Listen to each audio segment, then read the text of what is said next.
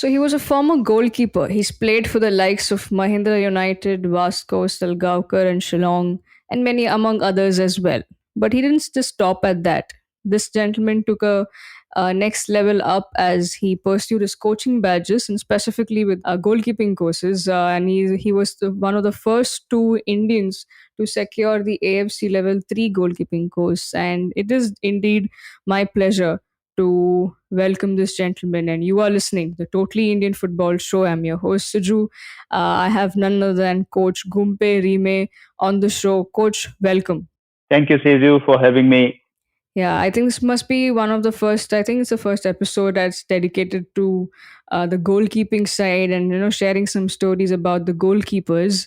And who best to have you, sir? So it's definitely an honor and pleasure to have you.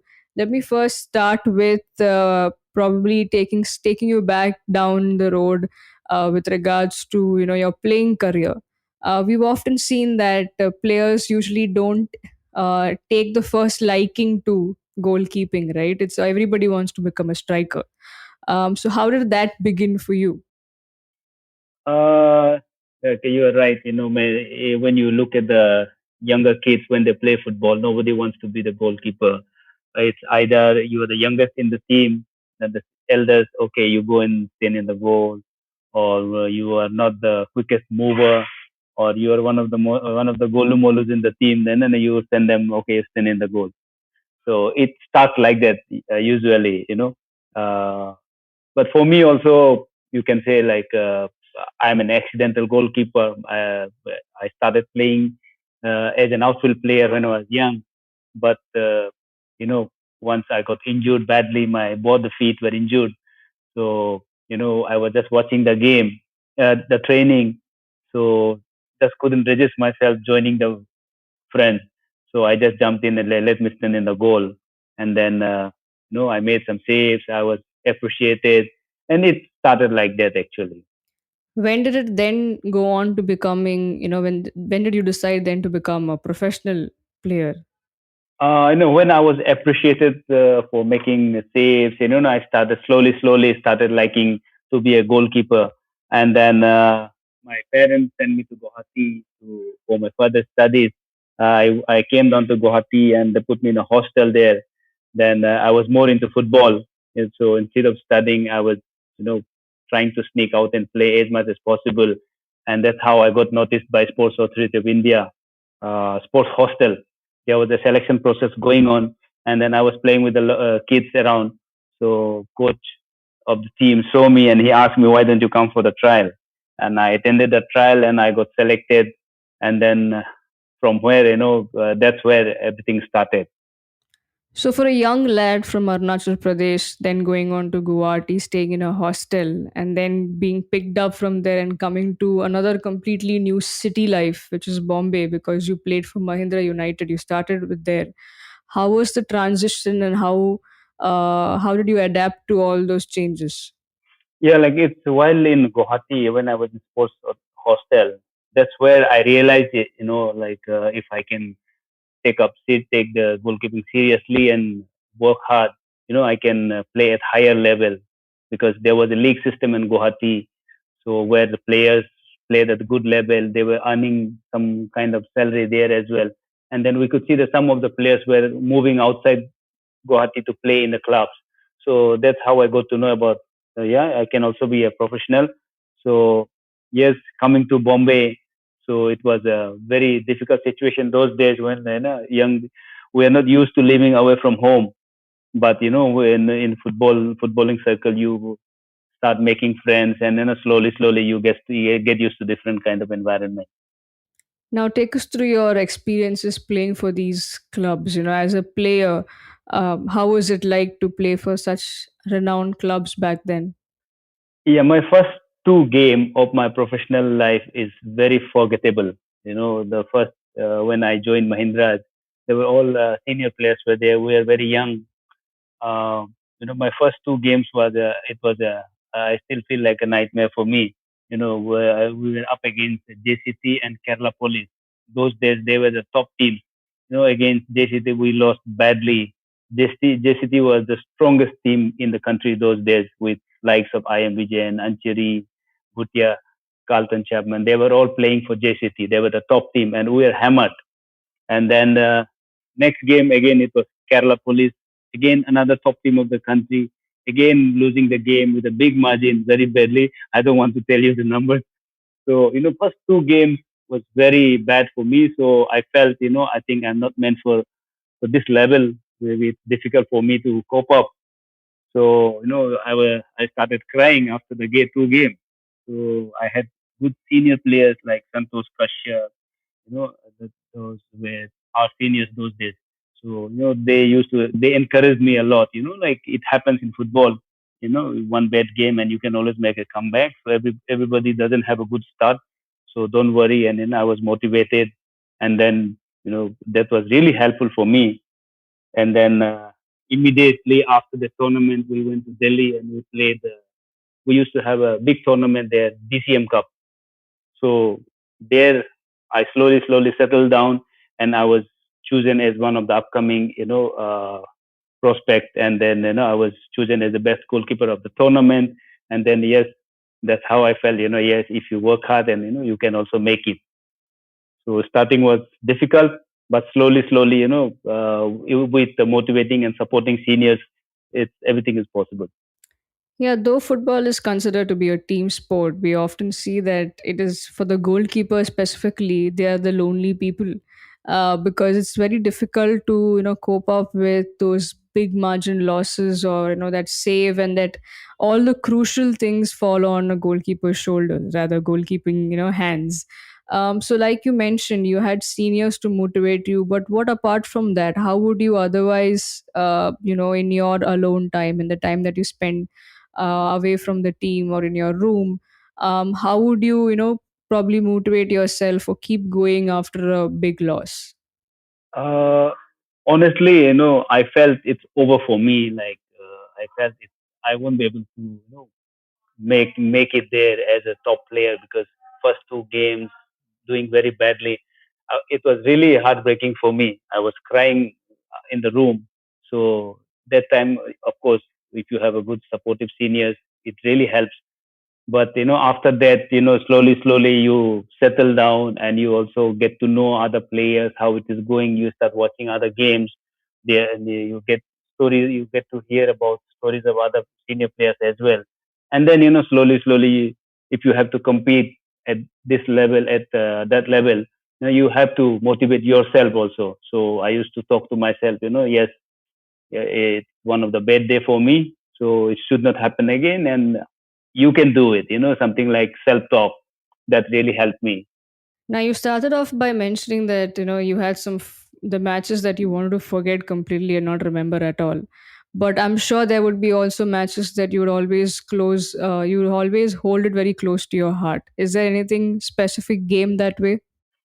Uh, you know, it was in 2009 when I was contemplating hanging my boots and quitting the professional career.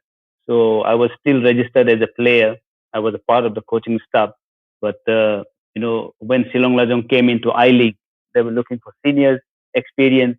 So then I moved back to Shillong, and at least I could play some games as well. So there was a Federation Cup in Guwahati, so where for the first time we participated in that competition, and we reached the final and almost won it. Those days the biggest takeaway for Federation Cup was, if you win the Federation Cup, you qualify for AFC Cup. So yeah, so first time into the I League and almost made it to the AFC Cup. And then I feel I made a good contribution in that tournament, being my last tournament, last season. So that was really memorable for me. Yeah. Now, coming back, was there a specific, goalkeepers always cherish certain saves that they may have made, right? Especially when it comes down to a penalty save or that crucial free kicks coming from there or the corner kicks, and the keeper was there at the right time. Is there any specific moment that way? And also, who was like the biggest threat that you've probably faced in a penalty shootout or in a penalty shot? Who were the player that probably that came and you were like, oh, now I have to face him? I think in the same tournament, in the semi-final, we're up against Churchill Brothers, where we had the top goal scorer of the country those days, Okoli Odafa. So he was playing for Churchill Brothers, and I was with Shillong. And then Churchill got a penalty, and luckily I saved it. Odafa stepped up and took the penalty. I saved it, and then we went on to score one goal, and 1-0 we won the match, and we reached the final. So that penalty save really changed the course of the game. Wow. Yeah, I think I just visualized it, and I'm sure that was must have been one crazy game because the player that you mentioned, he is one of the legends in Indian football circuit. Well, now moving on, that you've taken up the hat of the coaching role, and I must tell our listeners, Coach Kumpe is currently the goalkeeping coach for Alliance Foundation Young Champs. But how did that begin? Were you? How did you get into the coaching side of things? Uh, when I was in Shillong, without getting any coaching badges, I did had my coaching license, but I was part of the coaching staff. Playing the role of mentorship, and I was mentoring the young goalkeepers at the time, also registered as a player. Then that's how it started, and slowly, I felt I should go and get my coaching badge as well. So while in Shillong, I took my first coaching license, and then I got the opportunity to be a part of the coaching staff there. I think this is where my coaching journey started in Shillong. Right. And how was the experience, interacting with some coaches from across the country at the AFC level and doing those badges? Because you and Mr. Dinesh Nair were the first two to get to that level. So how was that like? Yes, goalkeeping courses used to happen not frequently in 4 years' time, 3 years' time. So after level two, we were waiting for level three. So it didn't happen. So it was happening in Malaysia. So then we had to go to Malaysia to do finish our level three then. So definitely, as a goalkeeping coach, uh, we have to keep upgrading. And then now today's goalkeeper are very fortunate that they have a dedicated goalkeeping coach for them. For those our days, we never have had goalkeeping coaches. We used to train with the team, or we used to do our own thing. And then the coaches will send us away. So okay, you just do your some shots and warm up, and then you come back and be with the team. But nowadays we have dedicated goalkeeping coaches, which helps the goalkeeper in small detailings, small corrections to help them to become a better goalkeeper. Yeah. And how are you currently enjoying this role with Reliance Foundation Young Champs? Uh, of course, I'm really enjoying it because I played as a goalkeeper, and then I can share my little experience, and then with little bit of upgradation of knowledge through coach education, I can if I can help some youngsters, definitely that's very satisfying. I've been mostly attached to younger kids, with a little bit of professional experience as well. But mostly, I've been with the younger goalkeepers. So I'm really enjoying my time here in the line, working with young goalkeepers. Yeah. Now, over the years, do you see a change in the narrative that is, players don't want to take up to goalkeeping or it's not their first choice? Even like you mentioned, you were probably an accidental goalkeeper. Do you see that changing right now, or is it still the same where you have to probably pursue a player to consider the role of a goalkeeper? Big changes you can say nowadays. We can see that there are a lot of kids taking up goalkeeper at a very early age, specializing to be a goalkeeper at a very early age. So because you see that everywhere now, you can see a goalkeeping coaches in every team and every academy. So there are coaches, uh, who are specialized in goalkeeping. So it's advantage for the young kids today. So they can really start becoming a goalkeeper at a very early age. Things have changed a lot. Yeah, and what are the changes that you see in a modern day goalkeeper as compared to your days or back in those days? How different has it been, or how it has it gone more competitive or more technical? You have to be more agile than probably you were the years back. So, what are the differences that you see in the technical side of things? Uh, After the evolution of this back pass rule, when the back pass rule was abolished, then the role of the goalkeeper changed big time. Now this goalkeeper has to be very good with his feet as well. Not only feet, but he needs to have good outfield player ability nowadays to play as a goalkeeper. Of course, along with your goalkeeping attributes, you must be very good with your legs, and you must be good. You must have a good game intelligence. So, it's not just about short stopping or saving balls. It's about, joining the attacks in building up or play, and so on. So it's not just in some countries nowadays, it's not goalkeeper, it's goal player. So, they are not just there to stop goals, but also to involve in the team play, in attacking play.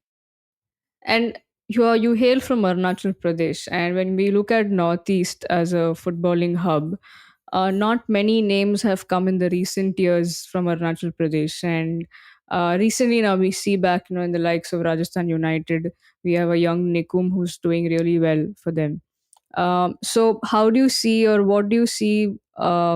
Why has that been? There has been such a gap from the state of Arunachal Pradesh. Yes, this has been a long, thing which we have been discussing, why we are not getting players from Arunachal Pradesh. If you look at the states who are producing players playing at top level, the league structure is much stronger in those states, like in Manipur and Mizoram. And if you see, they have a very strong league. There is a big club culture thriving there. So that's not in our state. If we have tournaments, in during tournaments, a lot of teams will come up, and after the tournament, they don't exist. So, but recently, of lately, last I think 2 to 3 years ago, they started a league, Arunachal State League. So it's happening now, but it has to grow. Once it grows with more number of teams participating, first division, second division, third division, then there will be players playing the game throughout the year, which is not there at the moment. The people are very crazy and passionate about football there as well, in our state as well, but that club culture is still not there in our state. So we need to have clubs playing league or tournaments throughout the year. So, instead of becoming a seasonal player, if we encourage kids to take up sports for the whole year, things can improve. And of course, a lot of things has to be done at the grassroots level as well. As someone hailing from there and part of the Indian football ecosystem, how would you like to see the change happening in Arunachal Pradesh, that there are more youngsters given their chance? Because there's definitely, I'm sure there's the potential, but they don't have that opportunity. So how would you want to, probably give it back to them, or encourage the administrators there to do something for them? Yes, no, I'm constantly in touch with the state association people there. The current batch of the associations are very hardworking, and they're trying to bring a lot of changes. So my first suggestion for them is to have a tournament for young kids, a lot of youth tournaments where kids get to play more games. So we have started with Hero ISL Children's League. We started it in two regions in Arunachal Pradesh, but due to COVID, we stopped it, and then it will be continued once the situation is back to normal now. But still, there we haven't restarted it yet. So more such kind of tournaments need to happen in my state, and then we need to send kids for trials outside the state where there is more opportunities. Like you just mentioned about Nikum, we started it with Rajasthan United Academy, and then slowly he was picked up a senior team, and then he made his debut this year. So that's a very good sign. One boy making it there. So definitely there are others who can also make it. So anyone who wants to my job, if somebody ask me, I can always encourage them to move outside the state, where there is more opportunities to play football. Right. Now you've done all that's there in the the business of goalkeeping. Like you've played, you've coached, currently also coaching, but the next level is you're also nurturing the upcoming goalkeeping coaches, because you're also an instructor. So how is that like? You're not then dealing with players, but you're dealing with people with a little more technique and a little more who will then go out and deal with young players. So what is the difference there, and how do you approach that? Uh, I feel fortunate, that I had a playing career, and then I became a coach, and then now I'm getting into coach education. It's a slow transition, a kind of transition for me. From playing to coaching, then from coaching to coach education. So again, I feel fortunate that I can still contribute the game of football. So goalkeeping was and is my strength. So, and it's a specialized subject. Those who have played as a goalkeeper, playing is different, and then coaching is a different ball game altogether.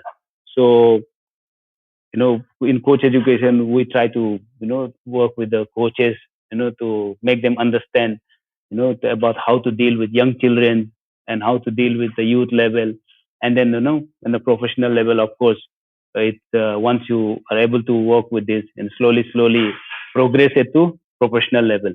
So these are the pathway to goalkeeping. It's very important for the coaches to understand how to work with the younger generations, the grassroots level. So yeah, that's how I try to contribute. Now, I have a couple of questions before we end. If there are young players who are goalkeepers, okay, the players who are goalkeepers listening to this show, what are the probably three key aspects that you would tell them that they should focus on? First of all, you must enjoy what you do. You shouldn't be forced to do things, and you must enjoy what you do, and then you must be passionate about it. And then, of one thing is, you must be really hardworking and sincere and sincerity and dedication. If you're not hardworking, even if you're talented and you don't work hard, you know, you won't succeed. So if you're talented, don't sleep over your talent. Work hard. Yeah, and what are those aspects that you would tell probably if a goalkeeping coach or a coach who wants to pursue become a goalkeeping coach? What would you tell them? I think it's same, for who wants to become a goalkeeping coach. You must be passionate to work with young kids. You must be passionate, you must feel proud to be a goalkeeper. And then, working as a goalkeeping coach is nowadays also, if you look at modern football, in the club licensing also, it's a compulsory criteria that you must have certain level of certification to be at the club. So and along with a playing background, it definitely helps. So you must be passionate and you must feel proud to be a goalkeeper coach. Right. My last and final tricky question. I'm going to put you in the spot now, and I hope you do answer. Who, according to you, if I had to ask you, pick one of the best goalkeepers currently playing in Indian football? It could be for club or for national team, whoever it is that has caught your attention, and you think that this guy has got everything that has probably in modern football aspects. Who would that be, and why? Uh, I won't choose just one player. I can say, these are the players who are doing well. And it's not, it won't be good on my part to just pick one player. We have some experienced group of goalkeepers who have been, playing at top level, like Gurpreet, Amrinder, and Rehnesh and Vishal. These are the players who are tried and tested ones. They have been doing well over over the years. And there are a lot of youngsters, coming up, who have just made their mark, like Dheeraj, Gil, Nawaz. These are the youngsters who have, really picked up, and they are doing well. And of course, Katimani has proved that if you work hard and if you believe in yourself, uh, you can continue performing at a very good level. No matter he's maybe now 35, 36 years of age, but still, he's consistent, maintaining that consistency. So it's very important for them to be consistent. So everybody make mistakes. The less mistake you make, you become a better goalkeeper. So the senior players, of course, Gurpreet, Amrinder, Vishal, Rehenes. They are the one who have been quite consistent. Of course, Vishal had a little bit of off season this year, like he was not very consistent. But yeah, we have seen some youngsters really stepping up. Purva had a very good season this year with Mumbai City. He did well in Champions League, AFC Champions League. I hope he can continue the same game in the coming season as well. Yeah, now that was definitely some names from the prominent names from the Indian football men's department. And I must say, though, whether you like it or not, goalkeeping, I must say, is a very key and crucial role. It's not an easy task to do. Whatever happens, if they're doing well, then the entire team is rejoicing. If they're doing bad, then it's the blame is always on the goalkeeper. But we've seen in the recent past that how well keepers have done. The recently concluded Santosh Trophy saw that. We also saw in the ISL final. So these are some glimpses, and we've also seen around the globe that there are some special moments that the keepers have given the team that particular trophy, just like Coach Gumbe mentioned about the Federation Cup moments, right? So thank you, Coach Gumpe Rime, for your time, for talking to us and sharing all those insights and some great stories from your past playing years to us. It was great to hear all of that. It's my pleasure, and it's always good to discuss, something which you are passionate about. Right. And I wish you nothing but the best for whatever is coming ahead. And may you groom and nurture not just players, but many more goalkeeping coaches as well. Thank you, thank you, thank you, Sejan. Thank you. Thank you to all our lovely listeners for showering your love upon the show, the Totally Indian Football Podcast. Make this your favorite podcast. I know there are others as well. But here we are sharing stories from different people of different aspects from people that work in Indian football. Thank you so much once again. And if you've liked the episode and all what we do on the show, please do share and subscribe to our podcast on all the leading audio platforms. I'm your host, Suju, and you are listening to the Totally Indian Football Show. Thank you.